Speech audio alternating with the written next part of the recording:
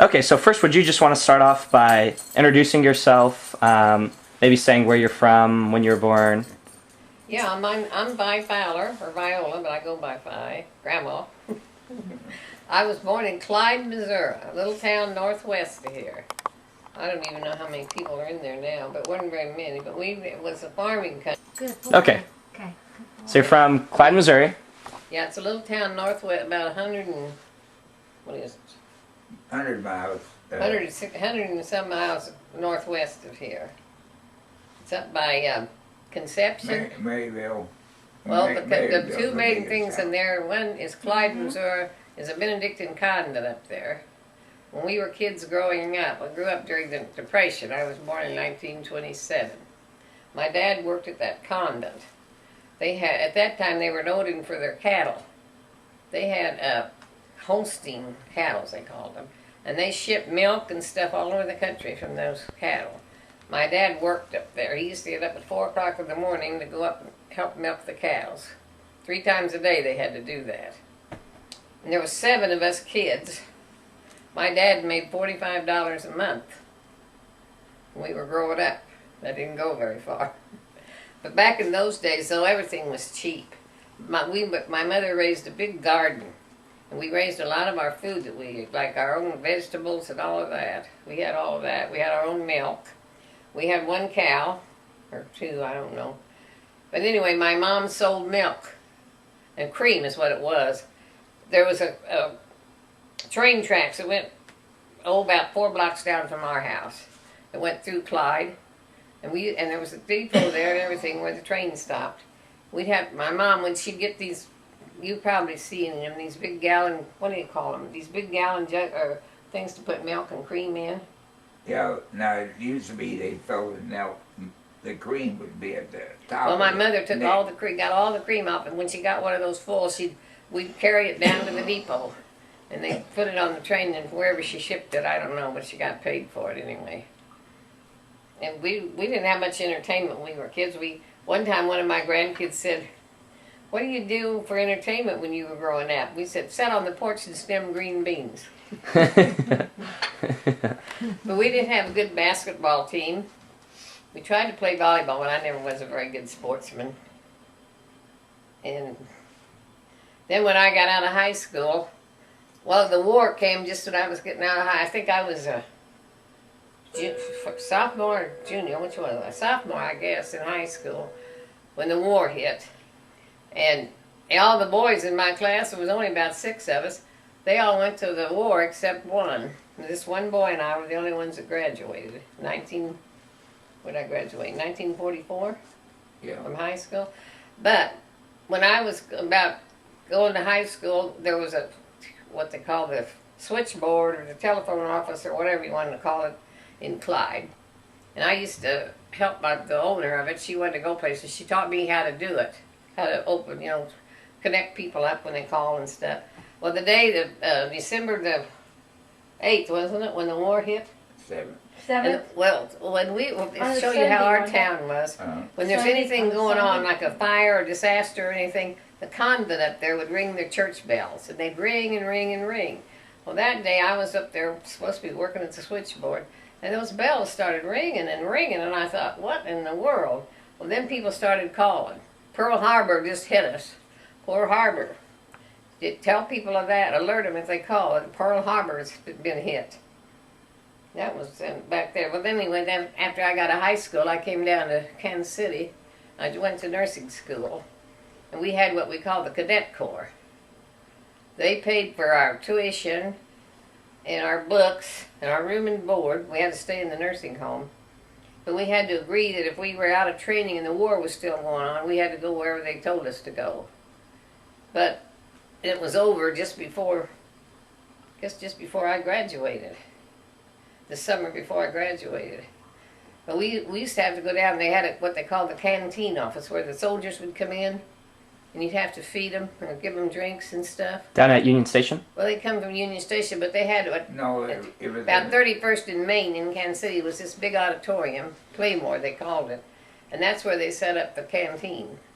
And we'd have to take turns going down there and get out chips or drinks or whatever for the soldiers coming in. Now we used to go from the nursing home, we'd run down to Union Station and watch them come in. And there was at the Union Station was this big clock. As you went in, a great big clock. And if you ever wanted to meet anybody, they'd always say, meet me at the clock, under that clock. I think when they restored that, they put the same clock back up, didn't they? I really don't. I think so. And I went out throughout nurses training at St. Mary's, and I stayed there until they closed in 1988. I worked nights for 40 years. I had the kids, well then Joe could take care of the kids over the weekend. I worked weekends at first. And then after they got older, I worked 2 or 3 nights, any night they wanted me to. But I guess that's my story. I don't know what else you want to know. And then, so did you meet Grandpa at the clock then too? Yeah, this nurse that I worked with.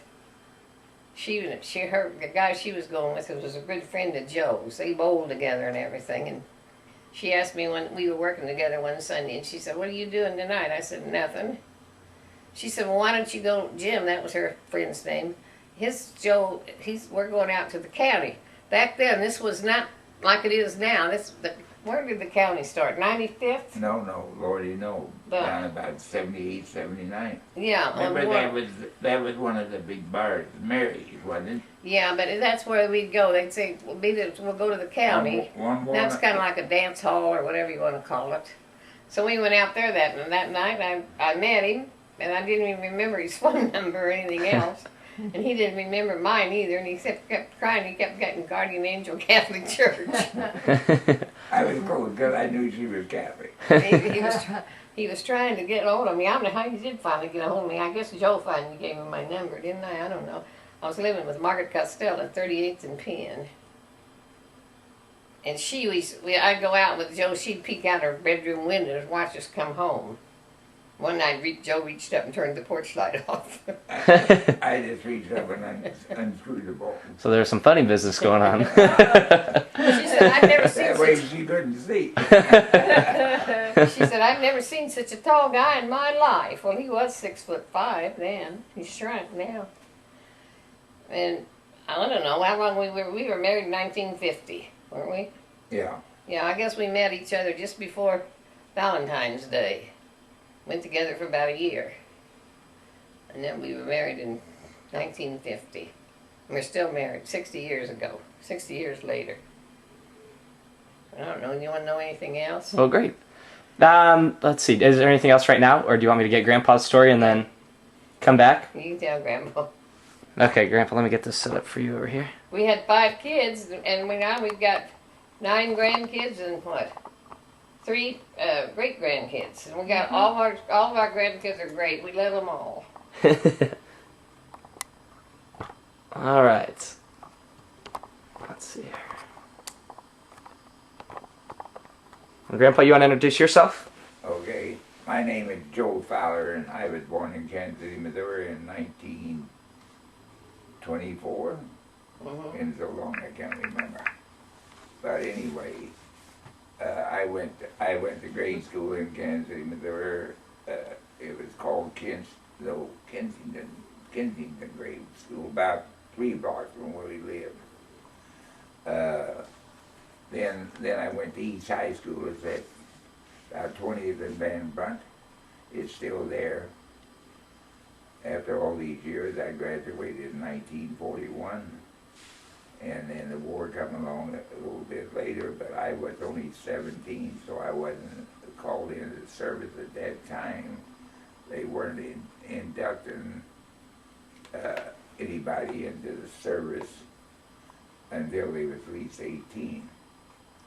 I see when I graduated from high school, I was about 17 and a half. And then I went to work it was hard to find a job, but I went to work, I worked at grocery stores. I carried groceries around to the hotels downtown and put it in their service store because they would be working, and you just open up their service store and put it in there. And then there was a lot on the east side of Kansas City, downtown part. There was a lot of apartment buildings down there, and these people would work downtown or wherever they worked. worked, and they wouldn't be home, so he'd just leave their groceries in the service store. And finally, I went to work for Emmy Burrs. And then the war was really heating up, and they would come to me, and I was 1A, is what they called us in them days, eligible to go into service, and they would say, well, hey, we got an opening on the dock. I was 18 years old. That's how desperate they were for help. They said that we got an opening for a dock supervisor. And I said, it wouldn't do me any good. I said, I'd just get started and probably go to service. Then they come to me another time, and they told me they wanted somebody to be in charge of the warehouse. And every store in them days had their own delivery trucks. And they told me that at that time that they needed me there to run the warehouse and the delivery trucks. And I told them once again it would do a dang bit of good. So I was called into service in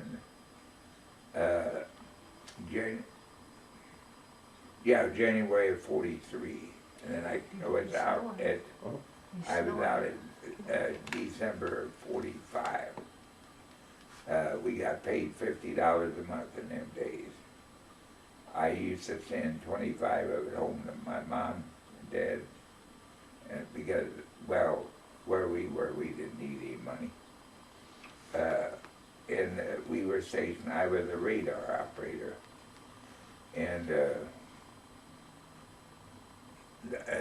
I was in the Signal Corps, and what a deal this was. I was in the Army, in the Signal Corps. We had 2 officers. We were only a platoon, 35 of us. We had 2 officers. Then when we run the radar, we had 2 Marine officers that come in.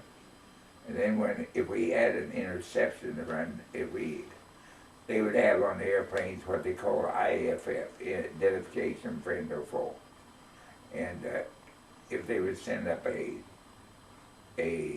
airplane, fighter planes to check them out, what they would do, they would, the fighter plane would go up and let us know if it was friend or foe, and they failed to turn the identification on. And anyway, one night we were on duty. We worked in the radar.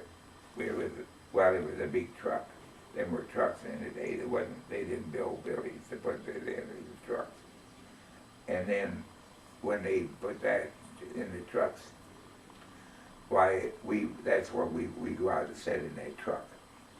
The officers were supposed to be on duty too, but they told us, well, call us and we'll get out of bed and come and see us if you need us. Well, one morning, I'm working there. The crew would consist of 4 of us. There would be 4 to 6 hour shift, and they finally, why we picked up a whole bunch of airplanes headed into. At that time, when I left the United States, so I went to Fort Leavenworth, I went to Atlantic City, I went to Tampa, Florida, and then I went to San Francisco, up above San Francisco in Camp Stoneman, up in the hills over San Francisco. And then after I went and done that, then we were waiting for a boat to take us I went to Oahu, Honolulu. And we were stationed there with our radar at the other side of the island. Then I was sent down to Guam, and that's where we had them planes coming in. And of course there was nobody there, and they said, is there anybody on duty that can handle this interception? And I said, oh hell, I was 18 years old, hell yes I did. But anyway, I handled the interception. They found out it was a bunch of B-20 bombers coming in to Guam, and they sent Navy planes up and intercepted them and said, no, they just failed. They're American planes. But we were on duty 24 hours a day, but we had 4 shifts of 6 hours. And then when the war was over, they moved us to Saipan, which is also a sister part of Mariana Islands. And then after that, well, then we come back to San Diego. Then we took a train all across the United States to Fort Leavenworth, and then they let us out a couple of days later. I met Vi in late 1949. I was at 50. We got No, it married was just the at beginning 50. 49, right after, Yeah. right before Valentine's Day. But Vi and I we used to go to that bar. They called it the Cuban Room, down on Linwood, Maine. And they had a Julie Lee or something, a colored lady, and the guy played the bass behind her for her company. And we would go down there. And guys, then you could go downtown. Downtown was busy. Oh, in fact, when Vi worked nights and I worked nights, why we would meet At meet Union downtown, Station. didn't we? We'd meet at Union Station. Well, that And was not then we nights, go it was to 311. because they had picture shows, 3 shows for 15 cents, and you could stay all night. They never closed. There was 2 of them downtown. One of them on each side of Grand Avenue on 12th Street. One of them was to the west side of 12th and Grand, and the other was to the east side. And then they had the Tar Theater where they had vaudeville. It was on the 12th off of Grand. And then you had on Main Street, you had about 3. You had a cheaper show, and then you had the Lowe's Midland. Wait, you had 4. You had the Newman, the Lowe's Midland, and then you had the Main Street. Yeah. You had 3 big shows on the Main Street. Big Then on theater. Baltimore, you had the Orpheum, and that was another one. Downtown was just briskly. For Christmas, they decorated up the downtown. They put them big bells up, and I think throughout it. Sharon, They're out north come somewhere. here and sit down, come on. And anyway, then when I come back from the war, I come back home, and it was hard to get a job because there was something, and I figured, I'm not clear on it, but there was something like, in the Second War, there was 16 million of us that was sent into the war. Because at one time you was fighting Italy, Japan, and Germany. And I come back out of the service, and you couldn't find a place to live. You didn't make no money in them days. In fact, now, I didn't mention that, but she went through nurse's training. Yeah, I got $1 an hour. Dollar I got an hour. For nurses training. Yeah. And you had to work a Well, no, split that was shift. after she became an RN. I was already an RN, but you had to work.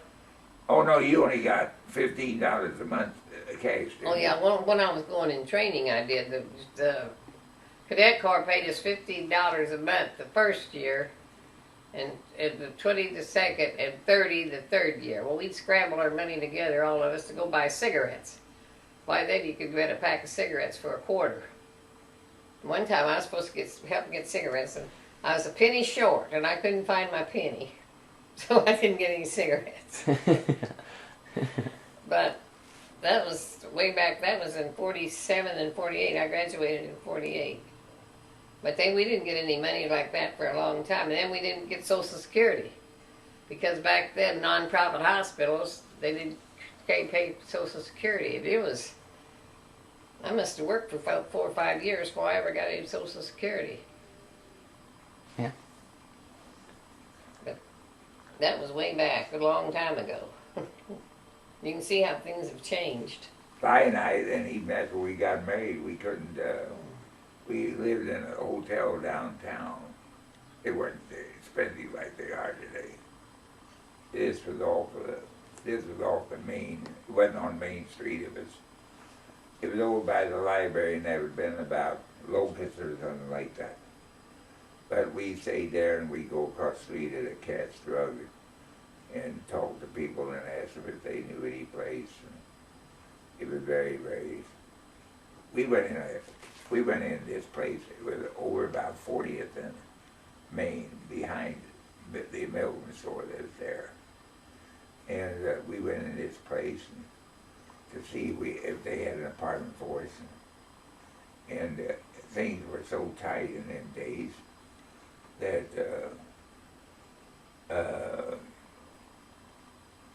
things were so oh, we asked one of the kids out in the hall. We said, where's the bathroom? Oh, everybody uses the same bathroom down at the end of the hall. And I told her that ain't for us. No, we Then left. we went to another place to see if we could get one there. They're still there today, but they surely changed.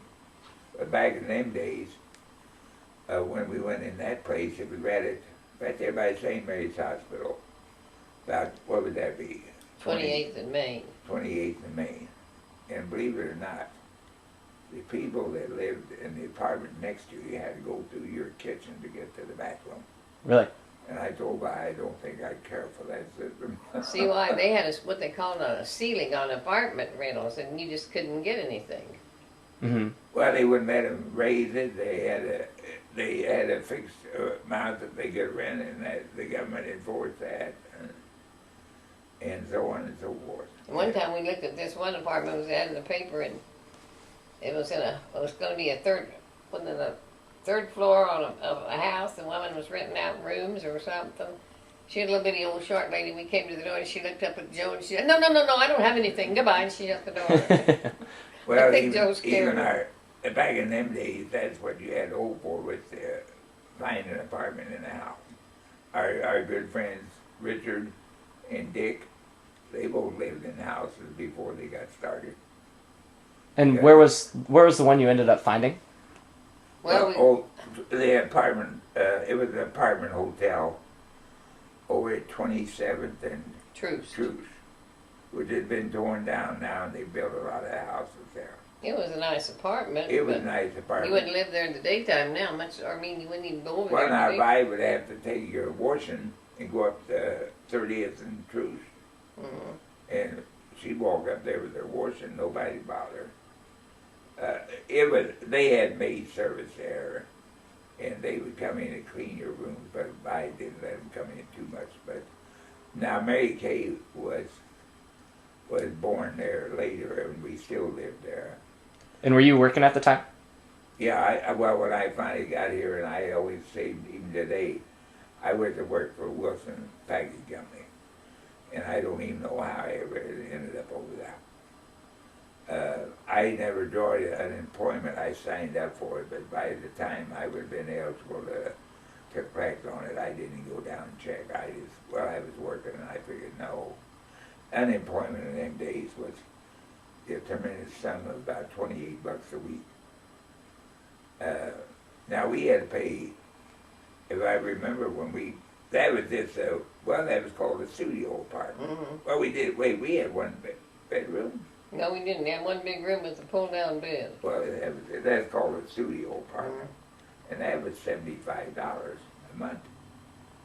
And that's all you could find. It wasn't bad there on the corner of 27th and 2.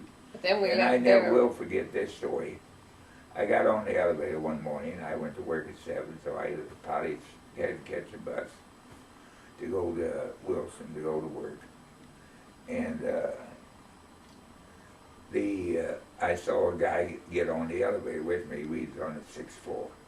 And he got on the elevator, and he said, I looked at him, and he said, if you're wondering where I'm going, he had on his pajamas, his house coat, and house shoes. And I did glance him and looked him up and down, you know. And he said, I'm not going to work yet. I got to go get a drink in the bar across the street. And so, okay, so you worked at Wilson's for a while, and then where did you work after that? I worked at Wilson. Well, you worked at Wilson's when the flood came. That was bad. I worked there then. Well, the flood, I started working at Wilson in 46. And then the flood come in 51.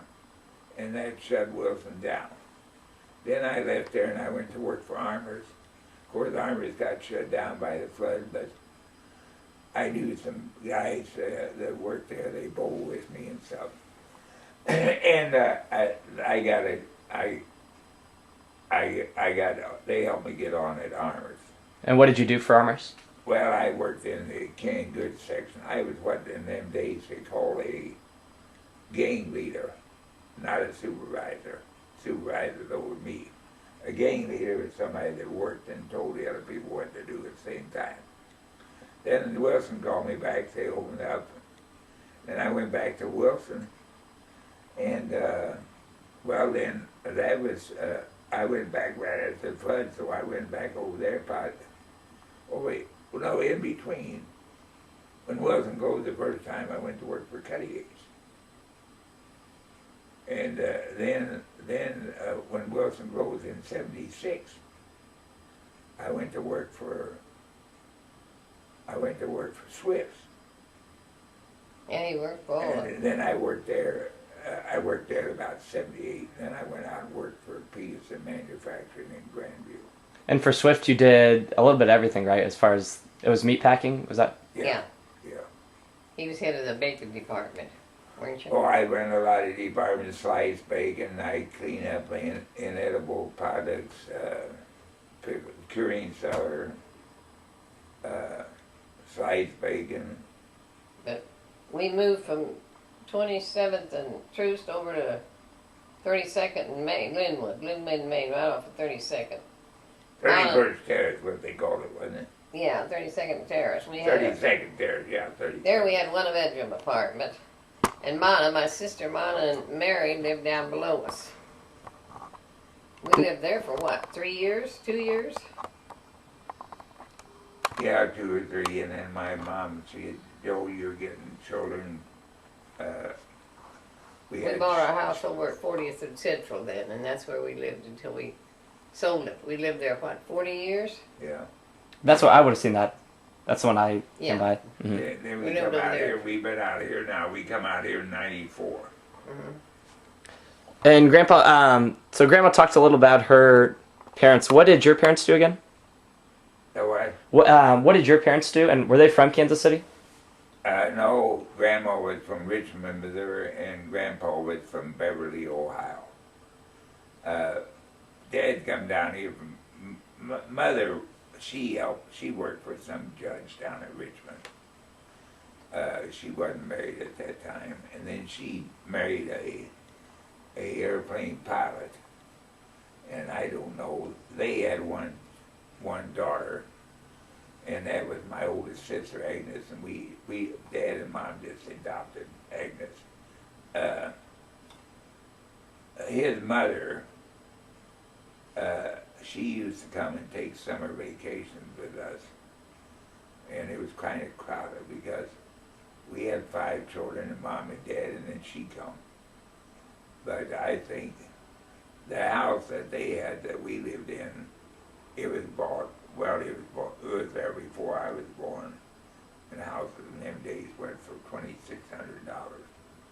And anyway, why? Dad come here from Richmond, and he was on the streetcars at that time. He worked at Montgomery Ward's. I never really knew what he did. But then also, he worked for, he was streetcar. Mhm. Streetcars in them days had 2 guys. They had the conductor and then the motor guy. In other words, the conductor would collect the money, 5 cents to ride the streetcar. Later on, it got to be 4 tokens for 35 cents and all that. He didn't make any money, but then at the same time, the living conditions were so cheap. Well, I mean, you could buy a house for $2,600. Now, we bought our house for $9,200. $9,200. That one on Central. Still pretty good. And, Yes. well, that's where you come to our old house. Mhm. Yeah, well, that's it. 9,200. But that house was so filthy. My sister-in-law, we'd go over there every week, every day. And the more you'd scrub that kitchen, the dirtier it, the more it foamed at you. I guess they just didn't. Well, it had an attic, and finally, instead of carrying all that junk, They left all kinds of junk in the attic. and that lady saved thread spools. Thread in them days come on a little wood spool. Hmm. And she had hundreds of them dang things, plus other stuff in the attic, and I just took the window out of the attic and threw that sucker outside, rather than carrying it all up and down the steps. And then my dad, he worked in there, and then he finally got on with the city as a guard at the municipal farm out of Leeds. And he was able to keep that job during the Depression and during all the Pendergast stuff, well, right? now there. Your Dad never was really a Pendergast man, but Pendergast is not as bad as people portrayed him. Sure, he ran the city, but then at the same time, my dad was a precinct captain for the Democrats for years. They had the voter fraud. That was when Franklin Delano Roosevelt was elected president. And everybody, Dad told everybody, don't be stealing votes and voting the dead people and all that crap.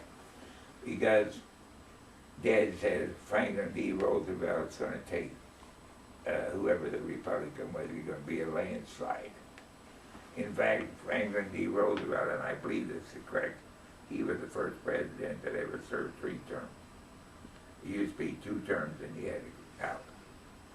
But anyway, why Dad's precinct was down at 15th and Cruz, which happened to be a colored neighborhood.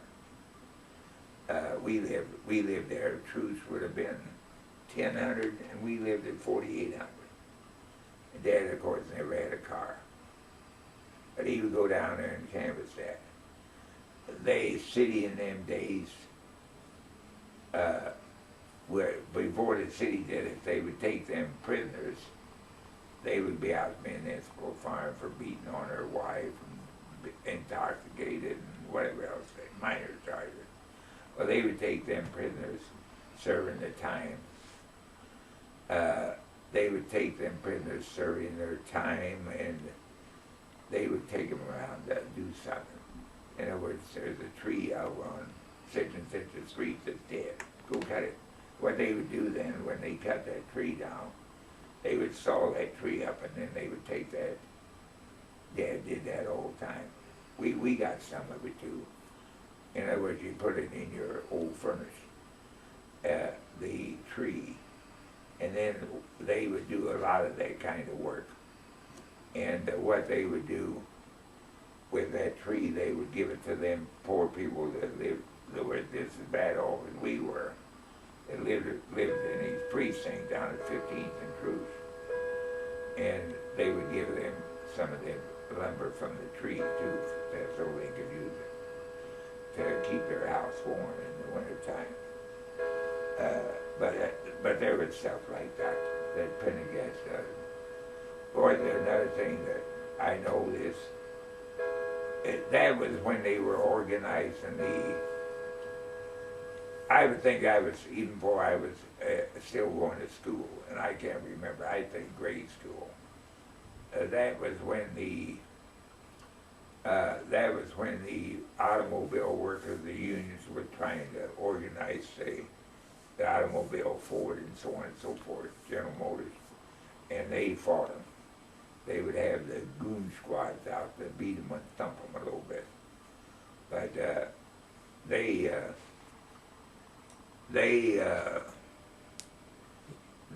right across the street from where we lived, and I was not even in high school. His name was, and I swear that I remember this for 80 years, maybe 75. The guy's name was Homer Martin, and he was Homer Martin was the first president of the Ford Union. And one day I'm outside there messing around, playing whatever, and I just happened to notice that he come out and got in his car quickly and drove off. And shortly after that, there was a car come by with about 4 guys in it. And they just saw his car was gone, so they kept going. But I thought to myself, they were looking for him to give him a good thumping. Mm-hmm. Oh yeah, they used to do that. Oh yeah, they had a lot of that. They were bootlegging tires from Chicago. Because back during the war, you couldn't get any tires. And they were bootlegging them from Chicago, and they caught this one guy, and he was coming out of a building down at 15th and Cherry one night, and they just shot him as he walked out of the building. That's what they used to do back in those days. You take even down around Independence Avenue and Prospect. At one time, that was before they moved, like in Europe where you live, Italian people. They moved south. They moved a little bit away from Independence Avenue. There was no colored people who come around Independence Avenue. Only Italians know. Because they knew that they were unwelcome. Get out of the house. So would you guys say, or what was like racism like in Kansas City too during when you were growing up? I do say this, and I've said it all my life. Now, we had our choice. I went to grade school. I went to high school. They had no colored people in them. They all had to go, and it's still there today. They all had to go to Lincoln High School. All the black people? All the black people. Plus, Black people weren't allowed to ride around by the Italians. And when I was working at the hospital, I think St. Mary's was the first hospital to admit them. And didn't you say you were the first, like you were on staff when they admitted him? Mm-hmm. But we used to have Russell Stover's, you know Mrs. Stover, the Russell Stover candy. Her maid her doctors were at St. Luke's, but they wouldn't accept black people. So her maid used to come to our place if she needed something in an emergency room or something. Really? To St. Mary's. The bishop at that time, I can't remember who he was, but he said, "Do not turn anyone away. This is a Catholic institution, and we treat everybody." And that's why they wouldn't let them go to St. Luke's. They wouldn't go to any. And then they had their own. They called them General Hospital number 1 and number 2. Number 1 was all white people. Number 2 was black people. They had their own principal hospitals. That went on until late in the 50s, wasn't it? well, actually, the war broke it up. A lot of people don't even know this. Some do. When I was in grade school, the teacher, and a lot of women were teachers, men too, and I'm talking about grade school and possibly even high school, but I definitely grade school. Until, well, yeah, it would have been high school, yeah, because they, if the teacher got married, she was fired. No teacher could be married. Oh, no nurse could either. Because they didn't want them to be pregnant and I guess. Well, take time off. I assume that they didn't want. Well, now you take like Pam, you know, our niece Pam Wishon.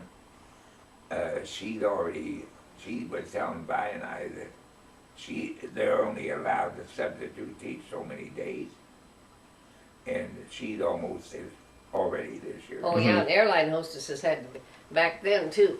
Airline hostesses had to be registered nurses. Really? And so, talking about racism too, do you remember like when you first started hearing about Martin Luther King and sort of the stuff he was doing? That was way before that particular time. Yeah. Martin Luther King was when we had the riots in Kansas City. Well, yeah, but that wasn't. That was later on when that after the war. Yeah, that was a long time after the war. That was in the. When was Martin Luther King? 60s? Yeah, Late 60s. 50s. And what were the riots like? Oh, it was awful, wasn't it? Well, actually, the main one was where they tried to storm the plaza. They tried to get to the plaza. And when would that have been? Oh, they went over there on the east side. They burned homes down. They set fires. It was awful. And I tried to get to work. They had curfew. You couldn't get out. You had to have your badge. And like if Joe was taking me to work, but 28th and Main, we had to stop at 31st, didn't we? And I showed my badge that they let us through. They had what they called curfew. You couldn't get through. Well, they had to block all the streets to try to keep them, to keep the law, and that's from going farther white. And then they didn't want them to get into the plaza where they tear it all up. Was this because of like the Martin Luther King assassination, or was this before that? No, it was about the same time of his assassination. Yeah, about the same time, yeah. I'll never forget, I had taken the kids downtown to get Easter clothes, and it come over there, everybody go home, there's a riot coming. My Lord, I think it was Sharon Reed and I married 3 of us anyway. We had to get on that streetcar. Back then it was streetcars to get home because they said everything's coming. Well, they did. They smashed windows. But Chief Kelly, he was the chief in there then. Kelly went on to become the FBI. The head of the FBI, but he had his headquarters in Kansas City, a half a block up the street from us. Yeah, and he sent the National Guard into the plaza because he knew what they were doing. They were headed right to the plaza. Mm-hmm. They were going to destroy it. But it was awful the way they tore stuff up, wasn't it? Yeah. So would it have been like separate water fountains and separate seating and everything here too? Well, see, even now where we lived at 16th and Lister, which is 4800 East, that's where Mom and Dad and all of us kids, 5 children,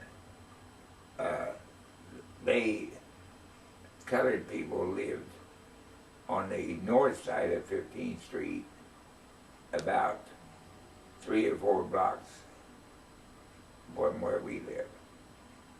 You very seldom ever saw one of them come up to our street. Well, when we were first married, we lived at 27th and Troost. There wasn't any of them. They were all farther south, or farther north, I mean. North. They lived, north. They wouldn't even let them come up into there. They weren't as far as 27th and Troost. Really? And I felt sorry for This them. was what I personally thought for years about the deal. The colored people had a right to be upset. Yes, they did. They were Because treated terrible. the kids had a one-room school for grade school down at 14th and Jackson.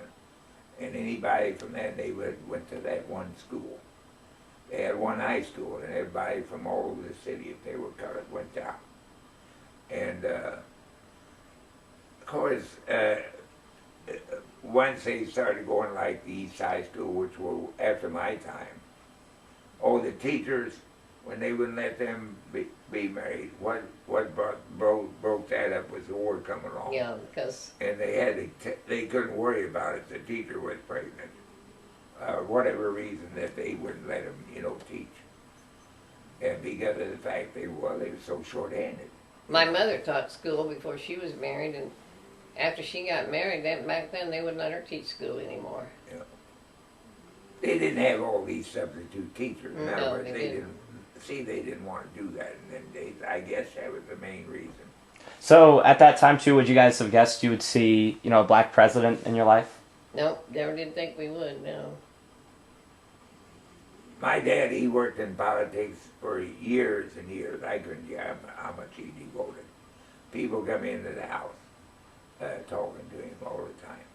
And he told them in that vote fraud when Franklin D.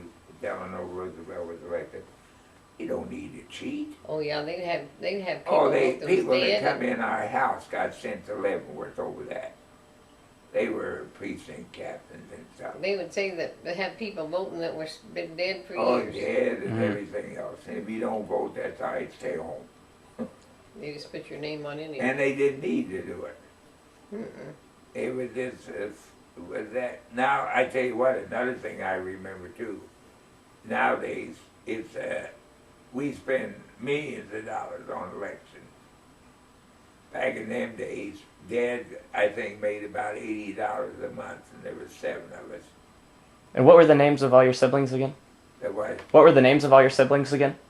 Okay, Agnes, Mary, Bill, Jim, Jim, and and Joe. Mary. No, Mary Agnes, and then Bill, Jim, and Joe. 3 boys, 2 girls. And did they all stay in Kansas City too? Yeah. Yeah. Yeah, see, Agnes was born to Grandma before she married my father, but she fit right in with us. In fact, Agnes was aggressive. And people tell me when I was little, if somebody wanted to pick on me or do something, Agnes would pick me up and go and tell them I'll knock your block off. She was aggressive too. And for your siblings, let's get that on camera too, Grandma. Do you want to list all your siblings and say what happened with them? married. My oldest sister, she was a nurse. She thought when the war was coming, she thought she was joining the Red Cross, and instead she joined the Army. They sent her to Colorado for training, and she never got to come home. She was sent to Okinawa. I think she was over there for 18 months. And then she said they had to take turns at night sitting up. They slept in huts. But she said they called them the gooks. The Japanese would come up and try to steal their clothes. So they had to take turns watching at night so they wouldn't come and steal their clothes. And then after she came back with the service, she worked for a doctor over in Argentina for a while. Then she went to work at some insulation place, and that's where she met Bill, her husband. And then Alice, she met this Dick Irish. I don't know if you remember Dick or not. Anyway, she was in Chicago for a long time. Then she came back and she met Dick when she was over 41 or 2 something when she got married. And Well, she yeah, always we worked. got She worked for Alice. the gas company here in Kansas City. And then she died, last April. And then Mana, or Maureen, I guess my other youngest one, me, I told you about me. And then my other one, Maureen, she always stayed around Conception where we were born, Clyde. And she married real young and she stayed up there. Her husband worked on the farm and she just stayed there. How many kids she have? 9? She's doing pretty good now. Her husband died several years ago. And then He got wounded in that war. hmm What was his job during the war? yeah, he was shot in the head. He had shrapnel in his head. Oh. And he used to go out to veterans. Well, they had to put a plate in it. No, he did that after he got home. He had been shot and was hurt in the war, but then he come home and he was driving drunk one night and wrapped his car around a tree and got head injury, and they had to put a plate in his head. But he did all right with that in there. But then Mana, she came down to Kansas City. She always did secretarial work. She worked for John Deere for long until she retired. She married Liv Nelson, and they had 3 kids. And then Dee, you know her, she stayed here in Kansas City and worked. Well, And didn't you go out to Denver and work for a while? yeah, her and Mana went out to Denver and worked for a while, but then they came back. And Mana married Ian Nelson, and she married Roger. And he was only 30 years old, and he died in his sleep one night. She had, 4 kids? Yeah. And then she married, after, I don't know, a couple of years after that, she married this other guy, Jim. And then, I don't know how long she was married to him, and he died. So now she's on her 3rd husband. Really? She lives down in Belton now. And then Terry, you know my brother, Terry. He was a CPA. He owned his own business for a long time, and he was only 55 years old, and he had a massive stroke. He almost died, but he's doing okay now. But he had to sell his business because he said he just couldn't keep it up anymore. He couldn't think. You know, his short-term memory's not very good. He lives in Belton now. He's retired. I think he does a lot of what he does. But Well, he lives in Loch Lloyd. he's got a lot of investments. They don't call I it think. anymore. They withdrew from Belton and they set up their own community. The Loch Lloyd. Yeah. Lockwood, yeah. Lockwood was a guy, actually, that wasn't his name. I can't think of the name, but he started over there on Grandview Road.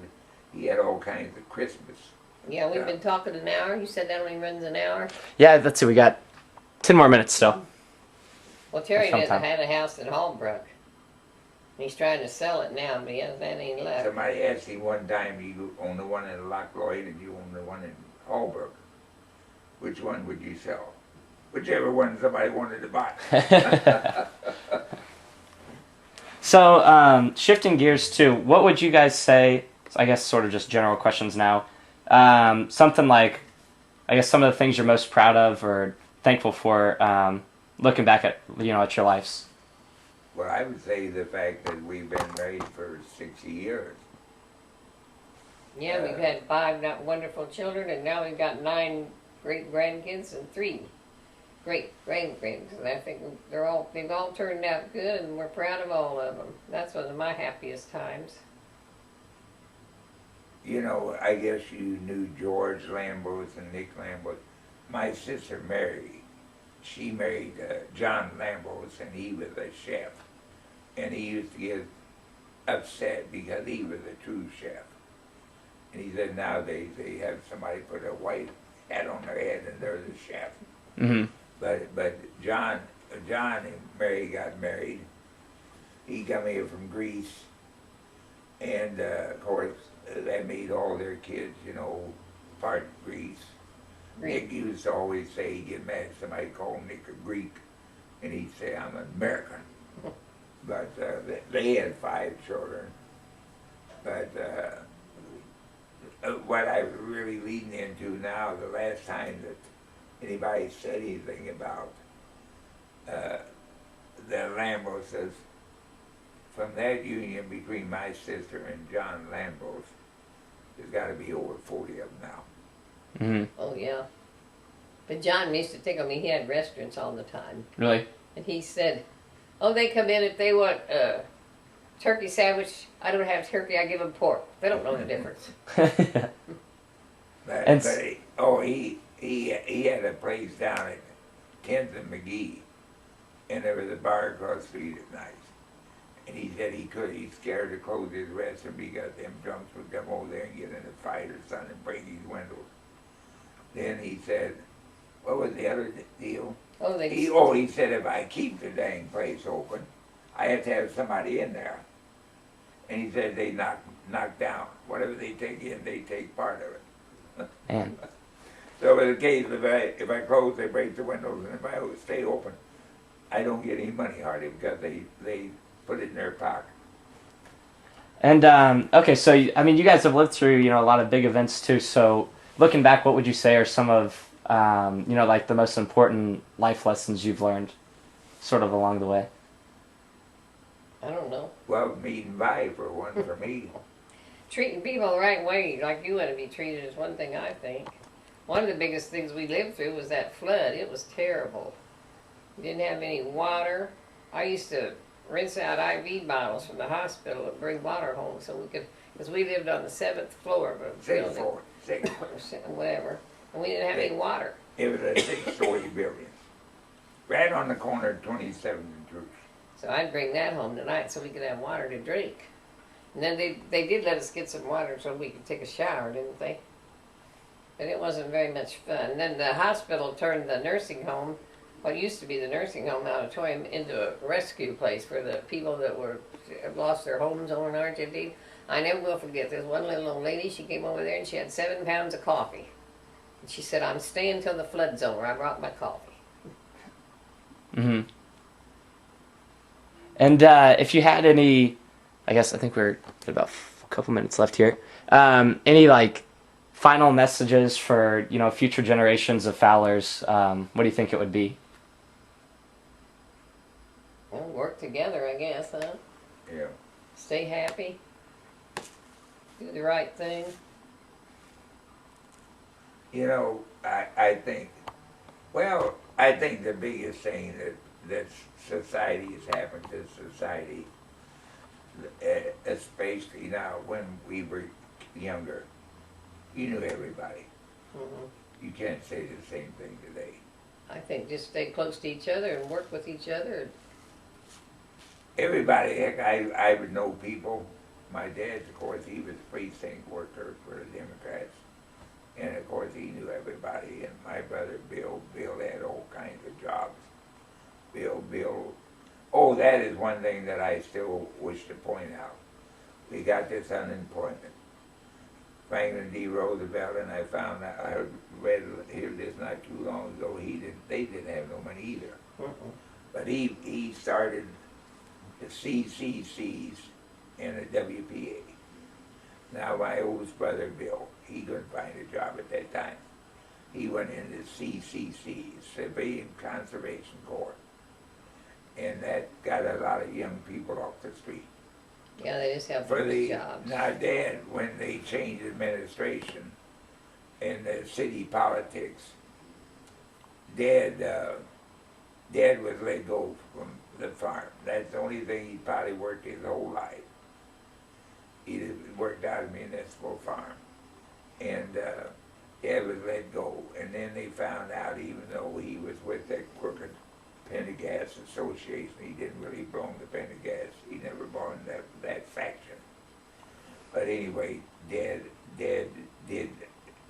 He got a job at the WPA. And the WPA, the main thing that I can remember they done from them days, there you can see it if you ever leave downtown on the east side, you go out Charlotte, and they made Charlotte wider on that east side of downtown Kansas City so people get out of downtown quicker. And it runs roughly, I think, out to about 35th. And the only other thing was East High School, where I went to school, we didn't have no football field.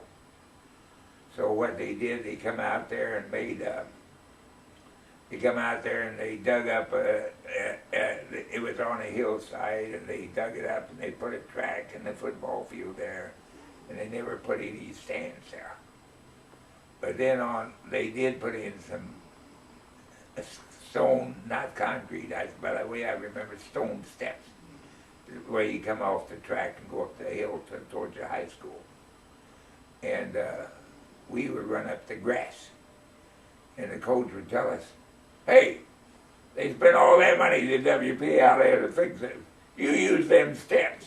I think that's about all. I don't know. So your brother worked for them, and then did anyone else in your family too?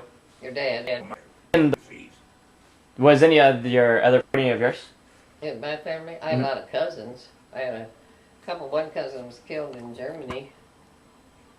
I guess I got 2 cousins that were killed in Germany. Well, I don't know. Of course, Jim never went in service.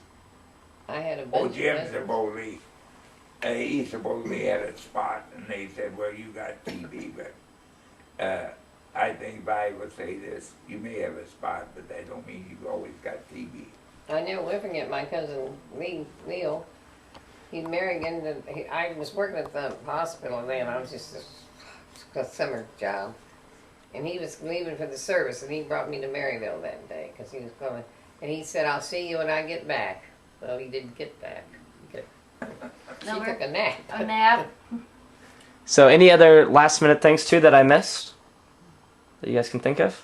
No, but I just wish everybody be as nice and as everything as you are, Mark. We're very proud of you. Well, thank you. Brad, too. We're proud of all of you. And Leah, well, I think you're doing a great job there. Thank you. All right, I think that's about perfect too. A minute to spare, so we're good. All What do right. you want to say? No, I was just thinking about something. That was nothing with that. So I think this is going to be a good deal you're doing. All Well, I right. tell you, Your great grandkids can see this. Yeah, exactly. Well, that's the goal. So then, future generations can, see it and hear about the war, hear How about we live. Kansas City. Yeah. People wouldn't believe I made $1 an hour when I got out of nurses training. So would you say too? I know like some of the houses at the time didn't have electricity and plumbing. Did both of your guys growing up? Oh, he might have. We didn't. You didn't have We either? had we had no we lived plumbing, in the city. no electricity. My mom, we had a well, regular well. Mm-hmm. And my mom would take the milk and put it down in that well to keep it cold so it wouldn't spoil. Really? When I got out of trading, Mary, my other sister, and I, we bought Mother a refrigerator. That was the first one she'd had. Really? I don't know how come we didn't die from Talmine or Talmone or whatever. There's a sugar ration.